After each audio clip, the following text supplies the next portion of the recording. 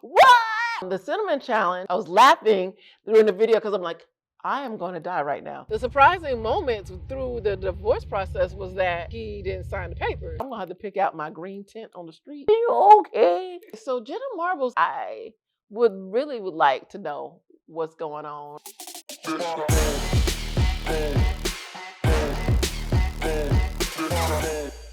Welcome, GloZell, to Val's show. Super excited to have you. Thank you. I'm excited to be here. This is lovely.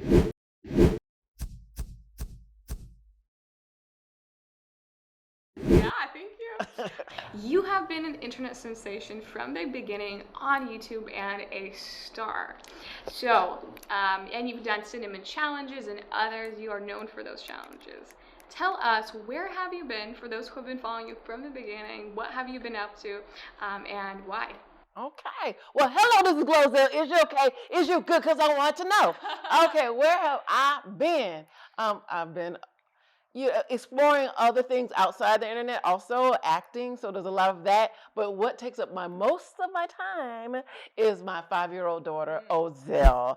I love her. She's spirited. She's super smart, and she doesn't like to go to sleep. So I'm always running her around. She's in so many activities because I don't know which one is going to take. So she's in improv comedy, tennis, a choir. She does. She's done soccer and cheer. She loves cheer, ballet, dance, hip hop. So, wow, karate. Karate. Yes. What has she not done? Well, I'm right. I'm like, I'm packing it all. I'm packing it all as much as I can in that week because she don't get tired. I'm like, go to sleep. Family is a big factor for you right now at the moment.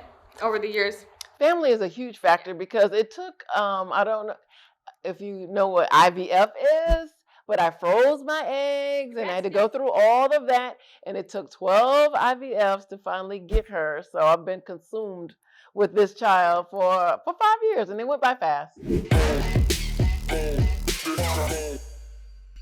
You went from being an actor in comedy club and doing comedy and starting in LA, we can say from pretty much nothing to becoming a star with over 4 million followers on YouTube, right? Yes. How did that growth happen for you back then, and what was it like? Well, thank you so much. It's very interesting because you can ask someone about YouTube, but when I was doing it, no one had heard of it. Right. Yeah. So when I was growing up, we didn't even have computers people have laptops and cell phones. Like, okay, I'm an OG. Yeah, we didn't have any of that. So when I came to LA, I was still thinking like, okay, we need to do stand-up because a lot of comedians started getting their own shows like Seinfeld, Ellen DeGeneres, Roseanne Barr. So I'm like, okay, let me do stand-up. People say I'm funny. All I have to do is get a set together. But then, the energy is different. I'm pretty like light and the comedy clubs then was a little heavy. It's a little late at night. I told you, we were talking, I'm like, I've never had coffee, but I've also never had alcohol. So we're, late night in the clubs and, everybody's getting turned up. And I'm like, okay, this is not quite my environment, and the comedy clubs are not usually in like Bel Air or Beverly Hills. Like we are in the heart of LA and it was little seedy places. And I'm like, excuse me, sir, can you get off my car so I can go home? And you're scared.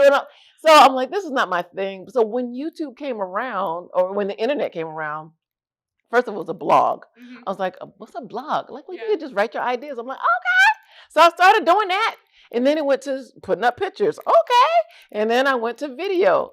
And it was going so slow. My friend Leslie said, just upload it on this thing called YouTube. Copy and paste it on your blog. So I started putting my ideas on YouTube and growing an audience that I didn't know about. She's like, you got a video.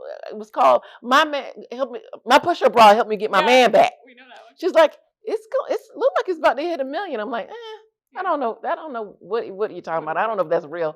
Then 2 million, 3 million. She's like, you need to look at it. 4 million, 5. It kept going up. And then I started paying attention to all the comments. I'm like, these people are real here. And I started I'm like, let me pay attention to YouTube.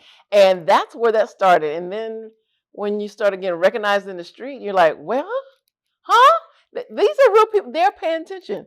And one time I was in Costco, which is like this, like Sam's Club, like warehouse of food kind of a thing. And this girl was following me. And I was like, what's she doing? And I'm like, okay, is something about to go down here in Costco? I just want to get my little free samples or something. I don't know what's going on. And then I'm like, okay. Do I take off my earrings? Let's go. I don't know what's happening. And she's like, may I take a picture with you? I was like, God, I thought you was about to fight me. You done followed me around this whole store. I was like, I don't know what's happening. And that's when I realized, okay, I definitely need to pay attention to this.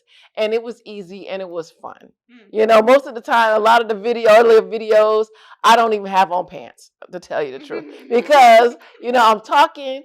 And it was so much better for me than the comedy clubs at night, because you got to get dressed. You got to go drive down there. You got to try to find a parking spot. You hope your parking spot, is there, or you do valet parking. It's not like, oh, you're a comedian tonight. Here's free parking. I didn't have that. And you had to ask 5 or 7 people to show up to get some time. And then you'll get bumped. That means like if a bigger comedian comes in. They don't play. Right, and you've asked your people to come, and they've gotten a great show because they saw Robin Williams. I've been bumped by Robin Williams. I've been bumped by Jamie Foxx, Damon Wayans. Really good comedians, but now my time is next week, and I have to ask these same people to come. So I was ready to get out of that. That wasn't my scene. Hello, this is GloZell. Is you okay? Is you good? Because I wanted to know. Okay, so 150 kabillion people have been asking me to do the cinnamon challenge. Were there any side effects in your cinnamon challenge, or even any others? Yes. Was there any side effects of doing any other challenges? Yes. The cinnamon challenge, my throat hasn't quite been the same, but it was years of I burned my esophagus. Right. It's burned up, and I used to like to sing, and I still like to sing, but I can't hold it as long. Even now, I feel like my voice is getting raspy because, of that cinnamon. It destroyed my throat. So if you're a singer or anybody, don't do it, because, every time someone really gets hurt doing it, because every once in a while, a wave of, let's do the cinnamon challenge. And then I'm back in the forefront because they're like, let's talk to an adult who was stupid enough to do it, But I was hallucinating that day. I thought I was laughing during the video because I'm like, I am going to die right now. Because I was like, it turns into like a cake, like a paste. And I had so much because I was like, what's so challenging? I thought we all had cinnamon. I thought it was going to be sweet. I don't know what I was thinking. All right, and I guess you let it stay there, and then you count to woo. I could feel it. Woo! I could feel it tingling, so woo! So I still have a few scars. From the ice? Yeah, yes, I did that. And Wow. I was like, oh, it's ice. And salt. Did you know that could burn you? So I'm doing science experiments on myself. And that's the physical side. And then I did an ice bucket challenge. My lip used to be connected right here. I don't know what you call it. But where do you go? But the bucket hit me. And also anybody from Trinity Lutheran, my church, First Christian Church of North Hollywood. Also University of Florida, go Gators. I'm like, and I was bleeding, but you couldn't tell because the water had washed it away. And then Oprah's like, this is so funny. And so you're just like, whoa, thank you. It was worth almost dying. And then I'm invited to the White House. I'm there with former President Barack Obama. And I'm like, oh my goodness. So anything can happen on the internet. Anything. So I think there was a lot of craziness that happened that I'm still dealing with, like my throat, because of the challenges. And then you're like, how do you top it? How do you top almost killing yourself by accident? Well, you want something as big as that, because that was like over, 70 million at the time on my page. Like people copied it. It's still millions. Even other people. Yeah, and it's shown on different networks, throughout the world. Mm-hmm. Was it worth it? Whoa. See, I don't want to encourage people to do it, but yes, it was worth it, because I had a lot of videos and I was making my little money already, and those are the ones that went viral, because those are SO. I'm like, okay, great, and then you're like, oh wow, that's a great sensation. Yeah. But you already had my fan base, my hardcore fan base, and then shoom. Tell us about what you have been working on YouTube. Because for the past year, we see that you have not posted anything on YouTube specifically. On other platforms, you do have posts. But tell us what's up with YouTube. What is up with YouTube? This is very interesting because, a part of me is like, what's my next step? What's my next challenge? What's my next thing? And I'm doing a lot of auditioning, and I've done Trolls, voiceover for Trolls, and Wreck-It Ralph 2, an Emoji Movie, and I'm moving in that direction. So I really enjoy that, and it's easy to post and pop on Instagram and the rest of them. But YouTube, I'm like, that's my home, that's my love. I want to make sure that what I post now is very, very deliberate. So I've been chilling, and I'm so thankful that fans are waiting. So I'm like, you guys, thank you so much. They're still there, you know, because every once in a while they'll get rid of like inactive followers, and they're still there. So I appreciate it, and so they believe in me, and I'm like, I'm coming back to do something there, and when I get that fit, that'd be great. So we're waiting for that moment. Yes, it's coming soon. Okay, because I've been divorced now a month. And you gotta, I don't know, feel happy to post stuff that's fun. So I'm excited about that. I'm happy, you know. So now I know I'm ready to, you know, skydive or whatever it is I'm going to do. And also taking consideration that I don't need to die because I have a daughter. You know, I can't do those challenges. Right? I'm like, try not to kill myself, you know. But if I do, make sure you get it on tape.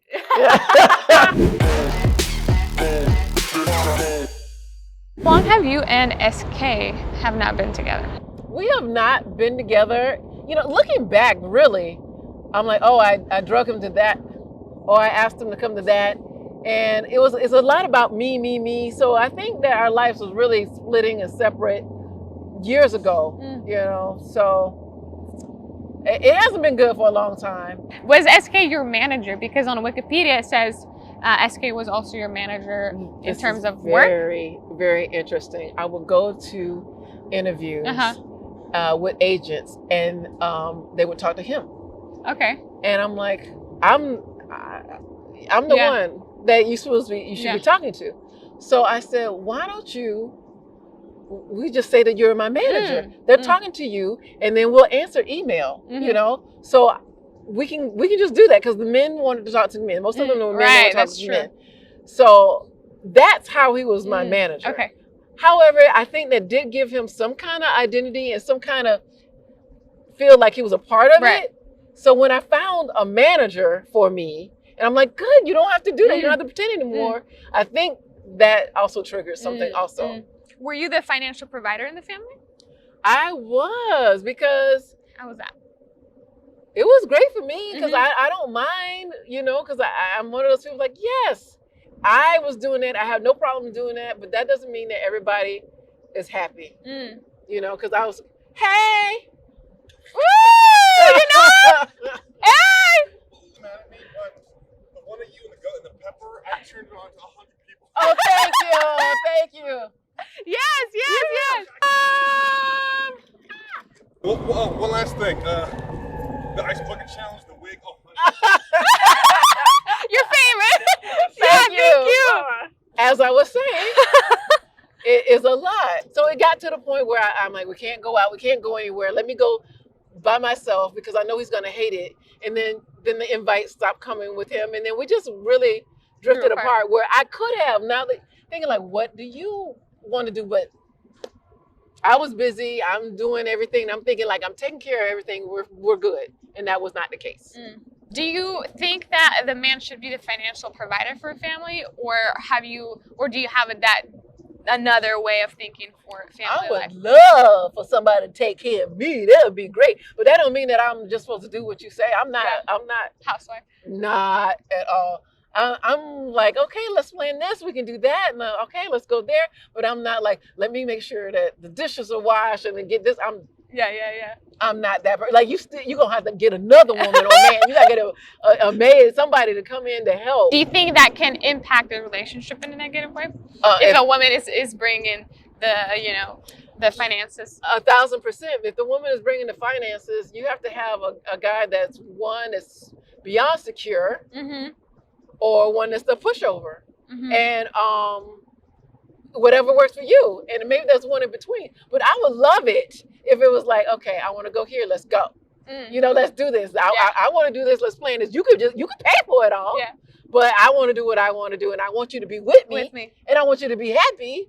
So if someone, like my boyfriend now is retired, so I feel like this is a good match because he's done his career and what he wants to do, and now this is just fun. Like, what? We're going to a red carpet. Like, oh, that's nice that she's doing that, as opposed to my career, what I want to do. Yeah, you're still worried about that. Yes.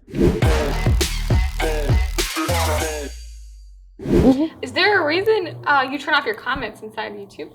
I think YouTube did that. Really? Yeah, I didn't do that. I don't think I did. How does that happen?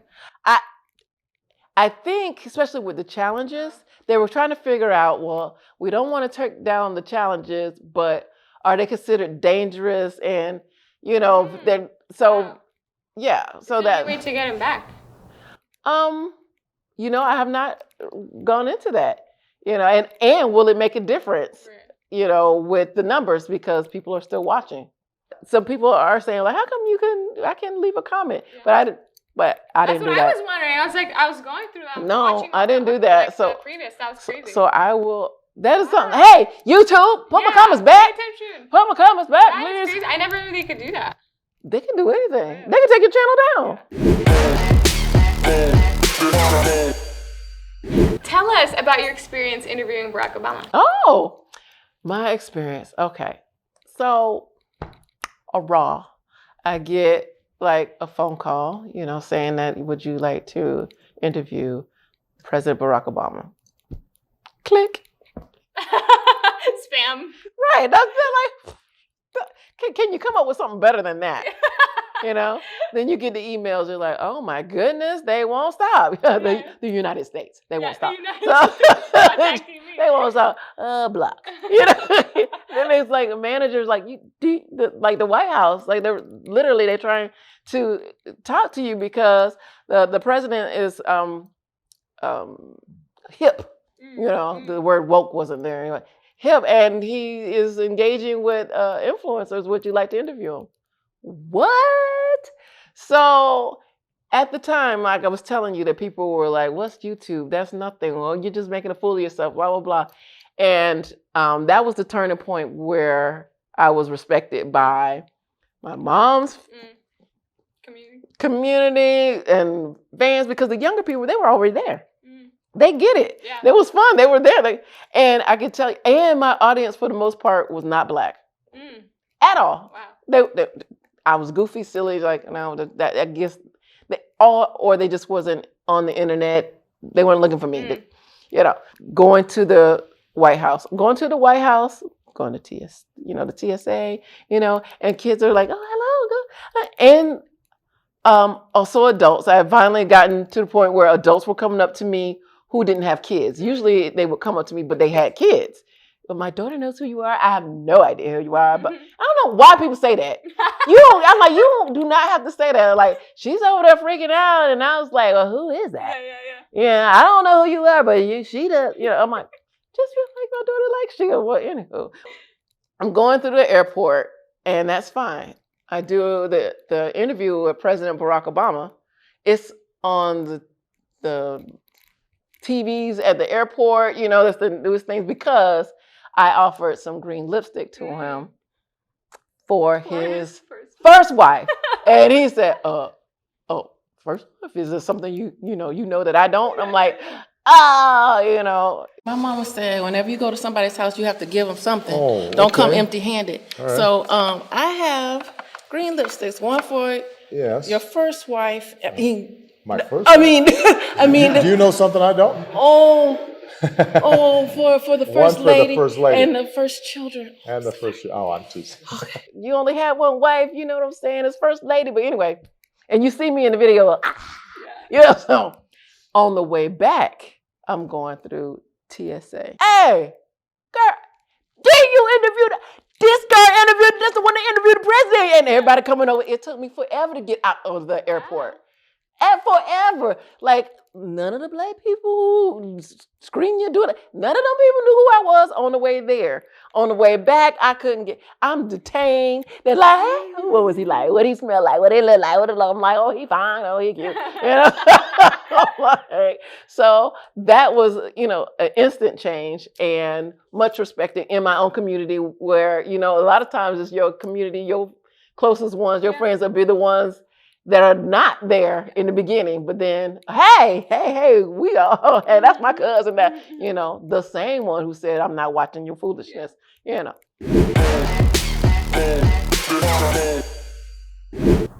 you like the answers Obama gave you? Did I like the answers that Obama gave me? Well, the whole time I was thinking, because people were like, well, are you going to be nervous? I was like, well, I didn't stand up. He's not going to heckle me. Mm-hmm. And he's one person, but you're walking through the White House. They tell you what to do. They're like, don't touch him. Don't give him anything. You just stand up, you say hello, and you sit down. I'm like, okay. But when he came in, first of all, he landed in a helicopter. So I was like, well, I ain't never seen a brother land in a helicopter, you know what I'm saying? So I'm like, what? Well, I'm freaking out. And all the people who work at the White House, that's his house, but the White House, they were like, they thought it was funny because everybody's kind of, I guess, pretty proper and quiet. And I'm like, ah! And then I see people like, because I'm like, I'm not gonna freak out, okay, you guys? I'm not crazy. I'm just excited right here. And then he walks in, and I'm like, okay, maybe I might be crazy because, and I hugged him. And I'm like, oh no, they're gonna shoot me. No, like, they was like, well, they're not gonna shoot me because I'm hugging him right now. Like, then I'm like, well, no, they're really good at shooting. And I kept going through all this, and he's like, let me go, GloZell. And I'm like, oh, he knows my name. And I was like, you gotta let go. Because it's seconds, but this whole thing is going through my mind. Okay. And I'm like, oh, he smelled good. He smelled the president. It smelled like sandalwood and power. I was like, oh, Michelle, yes, you did. Was there any questions that you would have changed now looking back at it? No, I asked about what was going on at the time, and I asked my fans what was the questions that they wanted me to ask. And at the time, they were like, well, when can everybody get married? Because that wasn't then. Yeah. And then there was something going on with Castro at the time, and I mentioned that, Yeah. And so I was like, I got to ask some serious questions. I'm like, I'm a goofball, like now I'm talking to the president, and I have got to bring it, like for some reason it's my responsibility right now to ask this man questions, that my fans, the reason why I'm even here or able to even live, For them. Right. Did they choose the questions for you to ask? No. Did they go through your questions before you asked them? I don't think that President Barack Obama saw my questions before that. No. Did you like the answers he gave you? I did like the answer. Everything comes out his mouth. I like, yes. I think he did good at not going too deep. Yeah. What interview did you like hosting more, with Hillary Clinton or Barack Obama? Well, I did interview Hillary Clinton. Former Secretary Hilary Clinton, and she was a lot of fun. For some reason, I'm like, I'm gonna wear a pantsuit, and I need her to just acknowledge this pantsuit. And when she did, I was like, ooh! And like I said, I didn't talk a lot about politics, but in that moment, no matter what you believe or whose side you're on, she was a mother and a grandmother. That's who I was talking to. I thought that was really sweet because her daughter had just found out that she was pregnant. And I'm like, here's these, high up there people who are just like, hey, how's things going? And I'm like, I heard you have a granddaughter. Oh yeah, that's great. And I'm like, I'm kicking it, and I'm laying on her. I'm like, let's take a picture. I'm like, so she went with it. So that's very interesting. But the president is the president. And I really did think that she was going to be president too. Yeah. But, I don't know if she will ever run.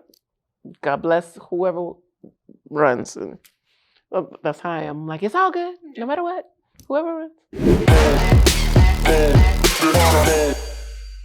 In in the past year, we've seen Jenna Marbles, Tyler Oakley leave the YouTube space.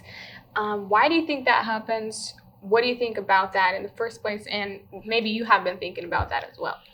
Okay, so Jenna Marbles has always been like ahead of everybody. Mm-hmm. She was one of the first ones that I met, and I love her. She's always been super nice on all her 15,000 dogs, you know.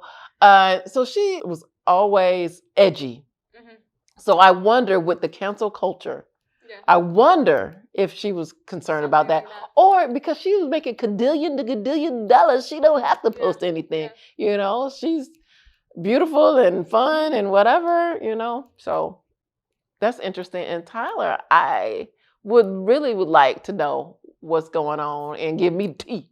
You know, like I'll go, yes. So every other year, here's the thing with Tyler. Every other year I feel like he talked to me. You know, I'm like, is this the year you talking to me? I don't know if how his rhythm goes, you know. So I'm like, I would see him at VidCon, and sometimes like, hey, you doing that? Sometimes it's like, you know, but I love you regardless, you know. So I would like to know what is going on, and maybe we all felt that and did that, but I don't know where was the next thing. They didn't take it down; they just don't post. Yes, just no posting for you. Interesting. I'm going to inquire about that. I'm glad we met. We met up here. I'm finding out some things, and it also helps me go, okay, I'm not the only one. Interesting. Thank you. Yeah. Do you think it's possibly because you're just worn out over the 10-year career? Yes, I would think it would play on you emotionally, money-wise. They're going up and down, especially when you're like, I gave my all to YouTube, and you know what? It's a business. They changed it because maybe they can't keep paying out, you know, like they did. Like I'm not seeing it from their side. All I know is like, I got to pay my bills. You know, because I mean, some people probably left, you know, even before now, because it's saturated. It's a lot of people, but you can still make it. I would encourage anybody. It's free. You could take your phone. On your phones are so good. And they're really great now. And post. So there's so many people who are talented, way talented than some people that you might know that don't post because they're like, well, I want to make sure the light is right. I would do videos and my camera will go off, and I'm like, I gotta post it, you know. I don't, you know. Now it's like, okay, I've got like, you know, drones, you know, and on this side and drones on that side, and make sure, you know, I've got 2 different makeup artists here, you know. While someone massaging me, and I'm okay. Now I'm ready to do the video after I comb my center. You know, I was like, just post it. Just record. You're just talking about food. Just post it. Why does it take all that? You know, but people are scared, and then, you know, you got people like that are very talented looking at other people like, that ain't even good. But they're posting. But you're not. And you're not. So a lot of talented people are educated in whatever, they don't post. And that's probably in every industry. People are like, oh, they can't sing. I'm like, but where's your album? Yeah. That's really good. Where's your album? So be inspired by that person because they got there. They did it. And they're still doing it. And they're still doing it. They can't sing. And you yelling at the TV. You know what I'm saying? On your couch. On your couch, eating your popcorn. Yeah, exactly. Was there any surprising moments during the divorce process? The surprising moments through the divorce process was that he didn't sign the papers. That's what was taking. I'm so surprised it took so long. People were telling me it takes a long time. I'm like, no, he don't care. We don't talk. He's gonna sign the paper. He's gonna be happy to sign the paper. Right. That's what you thought. And that didn't happen. So I don't know if he thought that it wasn't gonna happen, that I wasn't gonna leave, or that I deserved to be punished, or you don't know, you know, he doesn't know what his next step is, but I didn't know what my next step is. Were you afraid of the divorce? Was I afraid of divorce? I was afraid to move, and because I'm like, well, what do I do now? You know, and I thought there was a status to be married, and then now I went through all this to have a child, and now I'm leaving the father. You know, now I'm the stereotype. You know, it's just like, oh, this is what I've been trying to avoid. But you know, you have to let go of what you thought was going to happen. You know, because I know people who are in very unhappy marriages. But they're staying in it. They're staying in it, and they look great for Christmas. Everybody's got a matching sweater. It looks so nice, so cute. You know, meanwhile, you know, they're not talking. Things are being thrown. They're angry. You know, so. But hey, it looks great, and that's my thing. Is like, okay, mine looks messy. I left, and this is what's going on, and now we got to figure out our new normal. Cool. Let's talk about the financial opportunity that you got through YouTube. How was your first experience? How did going from living in even neighborhoods that were dangerous, like you said in some of your YouTube videos, to being able to financially support yourself? Yes. I remember when YouTube was like, "Would you like to get paid?" I was like, "This is a scam. I don't know." And then I was like, "Oh, click monetize, click." And I had $10. I was like, $10? If I got $10 every day, that's $70.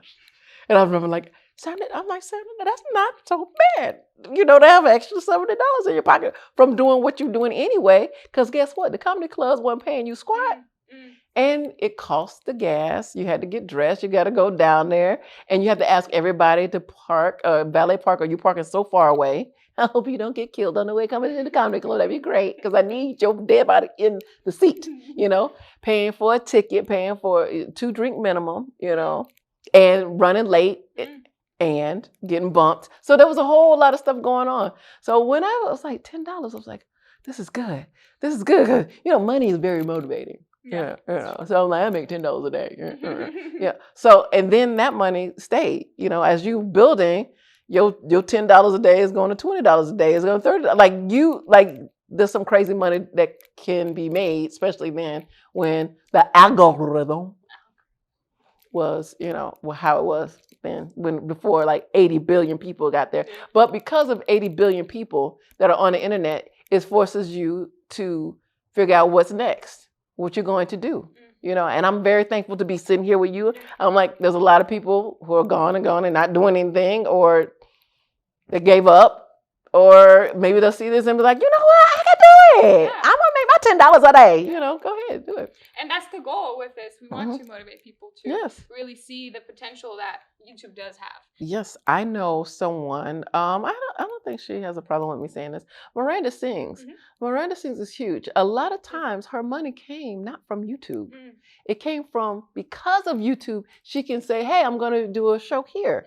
And then they will come. So you can't just go by like, I didn't make any money on YouTube, but you could sell your t-shirts. You know, you could, your stickers.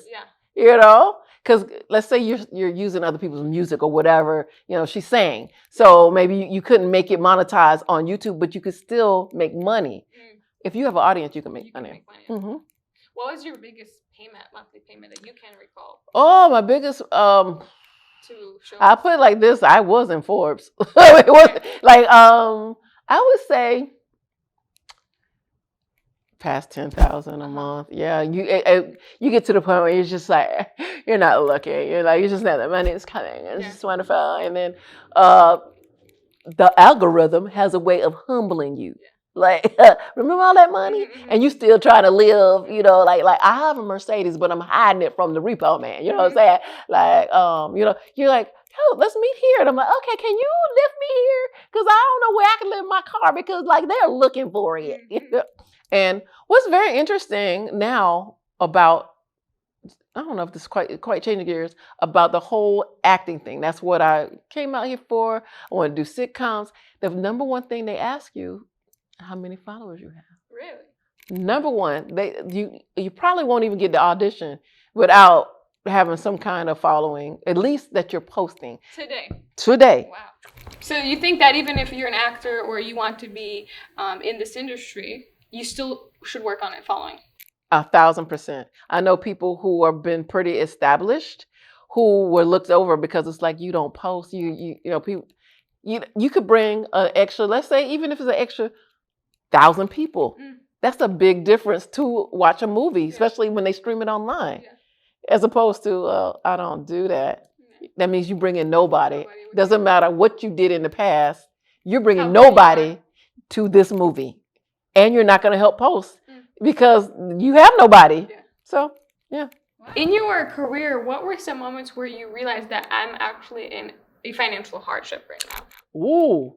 Well, I put it like this. I was on Vanity Fair, and the same time that the Vanity Fair came out, I had an eviction notice. The same day. Do you think my landlord cared that I was? Mhm. I'm like, this me Yeah. on Vanity Fair. You know what? You can't eat that. You can't spend that. You can't. Yeah. So it's been like that was like, whoa. Tupac said it the best. Tupac said, "F the fame, give me the money." Like people know me. That's great, but that you have to know how to parlay that into funds and in different pots because I had everything in YouTube. So you have to branch out or die. I was like, I'm gonna have to pick out my green tent on the street.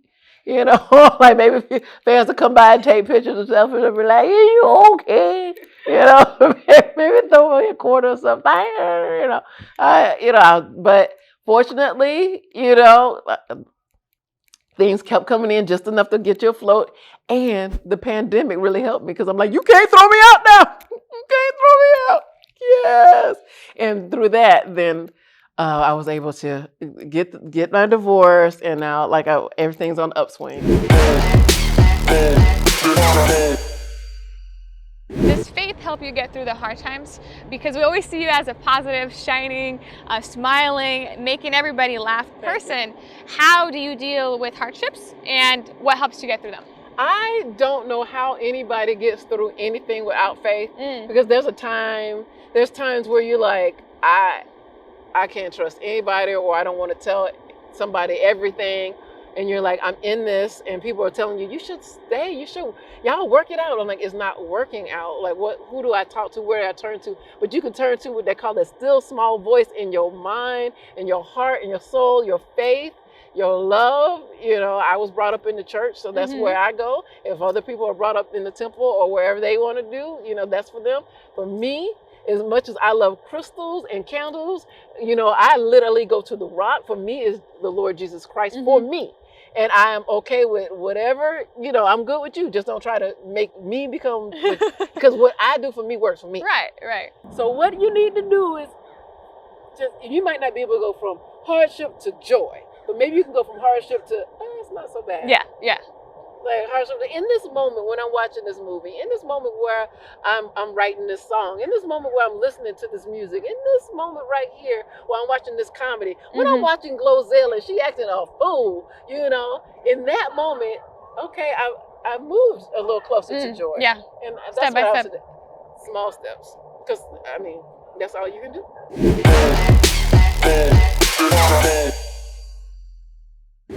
Why and how are you so open about your hardships? Tell us the beauty behind this openness of yours. Openness about my hardships is because when I did the IVF, I got so many emails from women and guys and different communities saying, what, we wanted to have a kid and it was hard for us and we can't afford it, and because I put it out there, and I'm like, oh, okay, I'm not alone. So when hardships come like this financial, and I believe that it's gonna turn around. Wait until you see me on a billboard like, she did it, because there's times it's like, instead of being on the billboard, I can literally just stand on top of there and just be like, it's just all too hard, So you find out, I begged celebrities, I won't name, that you would know, can I stay in your guest house? You've got 10, 12 rooms. Can my daughter and I come? Because I had no money to stay in where I was staying, but because I was paying the lawyer, they took that's everything. So I'm begging. I'm like, I know all these people. Yeah. They have huge houses, and you'll find out that some of them are in the same situation. I can't let you stay here because I rent this out. I live in the guest house. I can't afford this anymore. All these other stories, and like, well, I'm selling it. And you're like, what? or I don't really want you to see how I really live. Like I'm partying a little too hard. You can't have your baby here. Yeah. So I'm like, well, goodness, because you would think like, oh, they live at large. I mean, literally. Yeah. I'm like, well, I'll tell my story. I will tell my story, and because I just believe that it has to be a success story, that it's gonna swing up again. My algorithm will go up again. Things go down, but they'll come back up again if you keep going. You can't go up again if you stop. And I can't stop because I'm not by myself. I have a child, and I want more, which is also another miracle because they're like, it was hard enough to get the first one, but I believe I'll be here with my twins and with my babies, my triplets, and be like, look. You grew up in Orlando, Florida. Yes, I did. Share a little bit about your childhood. Who were you raised by? A little bit about your mother and father and how you were raised. Okay, I was raised in Orlando, Florida. My mother's name Gloria. My father's name Ozell. So Ozell and Gloria Ozell, GloZell, because people ask me all the time, is that your real name? Is that your stage name? What's your birth name? What's your government name? That is my only name, GloZell. And I loved it. I loved living in the South there. I went to a great school. I went to a Lutheran school, Trinity Lutheran, and then Luther High. It was very small, so you kind of with the same people from kindergarten to 12th grade, and that was really great. And people were like, you're so funny. But my parents were like, you're gonna be a lawyer, a corporate lawyer. I'm like, okay. Or a pharmacist. My dad was a pharmacist. So I'm in college going, this don't make no sense. Like I don't really like this, and guess what? I'm not good at it. So I changed my degree to musical theater. I have a BFA in musical theater. Go Gators from University of Florida. Yeah. And that's when I realized I'm around a bunch of actors, like-minded people in a way. I always thought, like, let's say, I don't know, I don't want a Paris Hilton or whoever you want to be and whoever you admire or whatever actor you want to admire. And it's, did they go to school? A lot of times they didn't go to school or they studied acting only, like they took acting classes. Separately. Yeah, separately. So I was never on this delusion that I've got a BFA. So when I go to Hollywood, they're going to be like, what? Yeah. Y'all move to the side. Yeah. This chick got a degree. She got to give her all the parts. I was never, in college, people be crying that they didn't get the part in a play. I'm like, honey, Steven Spielberg ain't in the audience here. Why you with your grade? You're like, who cares? This is when I was like, okay, I think I'm tough enough to make it because I just wasn't like, I didn't get the part. I go, you're in school, with people who don't know what's really going on out there. Why? They're not auditioning. And then it's switched again since then because now it's like, you don't even, well, how many followers do you have? So you see people doing a whole lot of things and you're like, I don't know if they have the smarts for anything, but hey, they got the following and that's going to get them going. So that's good enough. So I really enjoyed my upbringing, my mom and dad. My mom was a music teacher and she's still there in Florida. My dad was a pharmacist and I made my way to California because I was like, I'm not going to ever do what I want to do in Florida. You had to be in California, LA. And that's where I kind of found my tribe. There's a lot of people trying to do the same thing. Where in Florida, it's like, you going to be a teacher, a doctor, a lawyer? Like, what are you talking about? You're going to be in an entertainment. Where it's not so odd here or in New York. Because everybody is. Do you have a good relationship with your mom and dad? Share a little bit, just your... My mom. Yes, okay. She's one of those... Okay. She's one of those... How do I describe my mom? She's obsessed with me. She wears green lipstick and she wears a GloZell t-shirt like almost every day, So she's super supportive in a, like I don't want to say a stalkerish type of way. Fan. Yeah, a super crazed fan who you have to borrow money from, but you don't want them to tell you what to do with it.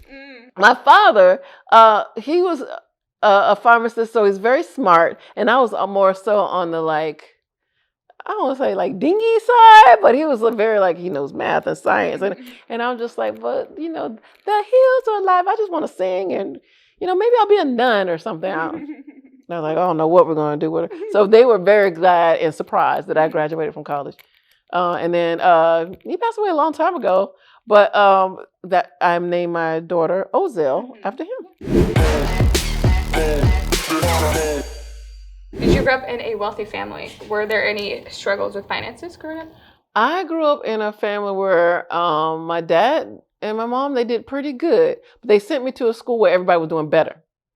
So that really inspired me. I'm like, I want this, I want that, I want what my friends have, and that's great, and I love my friends. But yes, so in a certain community we were doing great, but in other communities it's like there's more to aspire to want. Yeah. Were you a popular in school growing up? Did you ever face bullying? I was very popular in school because I was the funny one. I was popular. I was a captain of the cheerleading team, but like I said, there was only 3 cheerleaders. But I was like, I need to be the captain so I can say I'm the captain. Years from now, yes. So I was the captain, but there was 3 of us. It was a very small school, but yeah. And the school doesn't even exist anymore. Like it's gone. It's an office. So I was like, really? Did you ever face bullying? Did I ever face bullying? The bullying that I faced for the most part, it's come from online. And at first, I was like, well, that ain't real bullying. You can just block and delete. But you can get caught at a wrong time where and you're reading something and you're just like, wow, did you really, you took the time to really go there? But now I know, because I was older when I even moved here. So before YouTube, a part of me understood this person has a problem. Yeah. This person has it. But there is times where you're like, I'm down. I got to figure out money. I think I need to get a divorce and this and that. And then you're reading like, girl, you know what? You look like you stink. You look like you belong at the zoo. And another day, but like, no, you stink. No, but. Why? The next day why did you say that about me? But so how do you deal with hate comments? Do you take it personally, and does it motivate you even? Now, I would say if you are not in that space of I can take it, don't look at it. Yeah, just don't look at it. Don't look at it. Don't look at it. But then especially in the beginning when you're trying to convince somebody no, I'm great, or let's be friends. And you're like, this person is enjoying that they're getting a comment. So don't comment to anyone that's doing anything negative, because then everybody else is jumping on them too. And now they're getting all the comments and all the people are jumping on them. Were there any drugs or alcohol involved in your childhood? Yes. The reason why I've never had alcohol because there's enough alcoholics in my family. Yes, because I have an uncle that I'm like, I don't think I've seen his face. He's always face down, on the ground. So, and the alcohol caused other issues and eventually death, So I never touched it for that. And my school was private school. It was really strict then. Now people are not that strict. People drink wine, but I was like you do that, you're going to the devil. So a part of me just kind of kept it like, scared. I go, yeah, because I'm like, trust me, there's some other things I'm going to do. So, but drinking and drugs is just not one of them. And now it's legal. So now I'm like, I kept saying, when I'm 90, I'm going to get lit and I'm going to get drunk and I'm going to have a great time. And I'm like, maybe I'll lower that age, but I haven't done that. What were some things you were insecure about, and then how did you learn to love yourself and accept who you are? Things that I was insecure about. Thighs. I remember somebody calling me thunder thighs, and for the most part, I don't have shorts. I don't think I've ever had shorts. Because I remember I just always keep covered. Because I've changed a few times. I'm usually covered, somehow, which ironically helps me video wise in other countries because I'm covered. So they don't mind showing, because they're like, They're like, are you Amish? Are you Muslim? Are you this? Are you that? And like, no, I just so my video is completely played everywhere because I'm not, it's not cut down to here or up to there. Even though I've been trying, according to my, my daughter, who's my stylist, I guess, to loosen up, not be so prudish. How did you learn to love yourself? How did I learn to love myself? When you're in a relationship, you can fall in and out of love with that person. So I think that could also happen with yourself because, like I said, I'm reflecting now. How do I know to love myself? Because there's always something to love. You might be mad at your hair that day, but you know what? My lips look good. Like, oh, okay. I've got scars and that, but you know what? There was times where I'm like, oh, now I'm ugly and deformed, but that's still okay if you're funny. But I am finding out that beauty is, my boyfriend says you're beautiful all the time, where I didn't hear that before because I was just the funny one. And I'm like, oh, that's great. Does he mean it? He goes, I mean it. So by being around people who know that you're beautiful and see the beautiful in you, and then you're like, you know what? I am. So it's very helpful around the people that you're around, and because you're playing that recorder over and over again in your head. It could be played, I'm not going to support you. I'm never going to do it, never going to go and see anything that you do. Or you are beautiful. So you choose. And you can also tell yourself that. You choose what you're going to think yes. about yourself. Yes. Exactly right. And choose the good. Yeah. Why not? Also, a little bit about your family now. GloZell is now 5. Yes. And a lot of people don't know that you conceived her through a surrogate. Right? Yes. GloZell, and we call her the surrogate, our tummy mommy. I'm like, she grew you in her tummy. So I never hid that from her. Yeah, we send her a video on Ozil's birthday and on Mother's Day. I'm like, I wouldn't be a mommy if she didn't grow you for me. And so she knows that there's this woman, and her name is Shauna Johnson, who's amazing. And I think about it. Sometimes I think about it. It's just so incredible that someone was willing to do that for me. And I pray that someone's willing to do that for me again. How did that process look like, searching for a surrogate? Well, it's interesting because they have companies for that. Gifted Journeys is where I went. It was run by Wendy Wilson Miller. And she matches you up with the surrogate. Now, I'm assuming that my child was going to be tall. So you don't want to pick someone who may be a tiny person. Why? Because the baby probably might be 8, 9, 10 pounds. And it'd be a difficult pregnancy. And you're paying for that. Anytime that there's a risk involved. There's a risk involved, and you want them to be as comfortable as possible. So Shauna and I are about the same height, and the only one of the differences is that she's white. She's white as snow, white. I am black. And so that caused the issue because people were like, you just want a white baby. If this baby is white, it's not my child. Because like my husband at the time was black, I'm black, the child's going to be black. Yeah, and there's nothing involved from the person carrying your child. No, and people really didn't understand IVF at all. And here comes GloZell, just as dark as she want to be, And we keep in touch. And I wish we were in touch even more so because I just think that she's just incredible.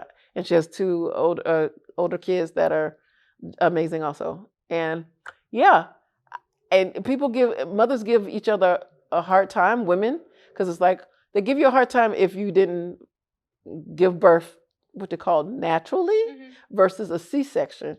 Yeah. There's stigma against that. Like, you really didn't go through that because what? And so I thought, not only that, am I not a mother if we adopt? If we're not a mother, if we did what we did, which she's biologically ours, but a surrogate, and people had problems with that, But people don't have problems with everything. Right. I did not birth GloZell, and she knows that. She knows it, but I don't know if she understands it. One day she will, but I have not hid it from her, and I show her pictures of her birth all the time. How much did the process cost? You know what? You can just give us numbers of, It costs so much. At least it's over $100,000, and that's really where a lot of my money went. And borrowing, when I started borrowing, I couldn't catch up because the money wasn't coming in. Because you're getting your medication, you're going to your doctors, and that's running like $700, $800. This was 5 years ago, a week. All right, and then your surrogate, before you even get to the surrogate, but the surrogate has to take medication also. For her too. She's got to go to doctor's appointments. You are paying for her doctor's appointments. That's not her kid. She's doing you a favor, and you're paying her. Like, this is a job. For her job. But you're also paying for her to give birth. You're paying for the job. But you're also paying for her every time she goes to the doctor's appointment. Now then, she lived like, was it 4 hours away? 4 or 5 hours away? So I want to be at the doctor's appointments. Oh. So that costs to go there, to stay in a hotel, to go to the doctor's appointment, then to come drive back. And you got to eat. And when you're there, it's not like, okay, you carrying my baby, but we're going to split this check right now. Like you're paying for this. Do you pay for her food? Yes. It's part of the cost that goes into the child. They encourage that because you want her to have a great experience. And in California, at least, the surrogate has to already have had children. So they know. It's not like, oh, I'm going through this, I'm feeling this kick and everything, and now I want to keep this child. Like, they understand what it takes and that you're going to be giving this child away and that it's not your child. So you're going there. The other kids are like, let's go to the movies. You want them to go like, yay, mommy's pregnant with GloZell's baby. This is great. You want them all to be happy. So they encourage that. So it does cost. And you want to. I want to know them. And I think it's great that she was doing this. And I will never be able to thank her enough. Is there cases where you can spend all that and then it may not be successful? Yes, you can spend all that. And the second child we did didn't make it. She had a miscarriage. So true. And you spend all that again. You have to take the shots to grow the eggs yourself. And then she's got to sync up at a certain time and go to the doctor, and you have those doctor's appointments again, and you're getting paid, you're paying her rather, and you're doing the dinners, you're doing that, and whatever you can do, tickets to this, tickets to that, because you want everybody happy. And you're paying for all of that. But I think that if you do IVF and you keep doing it, just like anything, it'll work. It will work. It will work. You just have to keep going. And that's the financial strain, though. Yeah. You just win it, And that's also one of the things that's coming up for trial with my husband. Like, you need to pay. We split half of this. And for GloZell. You're still paying payments. I'm done paying payments, but now we need to split the payments. Like, I take half, you take half. What do you suggest for couples that are experiencing infertility? Keep going. And now some people might be like, you know what? I physically don't want to keep going through this. Let's adopt. Your journey might be different, but if you continue to do IVF, it'll happen. Share an update on your hoarding. How has that been? A little check-in after the show, the doctor? Knows everything. Okay, all right. We're gonna get our hands dirty and do this. Khloe Kardashian gave those to me. Try them on. Would you wear them? I should. I hear you have some glow-ups to share with us. Yes, the biggest one is I have a wonderful man in my life, Augustus. Congratulations. So I'm a hoarder, and I hid it so long from my boyfriend because I'm like, I'm gonna do it this time. Yeah. But one thing about we're called influencers now. We're just called YouTubers. Before, people give you stuff and such great stuff. So I feel like I don't go to like the garage sale and be like, "Where's the broken plates?" Yeah. I'm like, well, I got this great box. Yeah. I'm gonna keep the box and all the papers and everything. So I do need to work on that. Yeah, we're back to stepping over on stuff. Oh, again? Yeah. Let's talk about just future goals. Where do you want to be in 5 years? Definitely where I want to be in 5 years. It would be in a secure home. Definitely, or have more than one home. I definitely want to be on a series. I started this whole thing because I love television. I want to do sitcoms. So even if this sitcom or series is on a streaming service, there was no such thing as Netflix. I know people are like, "What? There was no Netflix?" Any of the or Hulu or any of the other ones, Amazon. So that's great. Something steady, regular, that's easy, fun, and high paying. That's what I put that out there. Like I put it in particular. That's what I want because I have a child now. So I'm not trying to do the 9 to 5 all the day. I want to be like, okay, go in the studio, knock out some of those sessions, and that's great. I also want to be happily married. Happily married and more biological children. So my daughter will have a sibling. They say you have the first one for yourself and the second one or the third one for them. So I feel like she's here and she's by herself, So that's definitely those things that I want. Can you give a life hack to those that are listening today? I just really want to say, especially for somebody who has been there and is optimistic and has had some low moments and has some low thoughts, it can happen to anybody. Stay strong, and if it's a chant or if it's a song, just be able to go to it. Like, what's that song that make you feel happy? What's that song that can pull you out of whatever instantly? Or the people, like every time I'm around so like, okay, I'm always laughing. It don't matter what, keep that because it's gonna happen where you're gonna get challenged. In everybody's life. And because mine happened so late, I really was one of those like, it's not gonna happen. And then boom, it's like a domino effect. So you can also make those dominoes stand up again. It's all these things are cliches. Stay happy, be motivated, but it is so true. Keep that little song, that little phrase, or that person around, that picture, that movie. Like I like this movie and it makes me feel good. Watch that. Last question: is there anything you wish to tell your younger self? You're gonna make it. You're gonna do some great things that you wouldn't even imagine.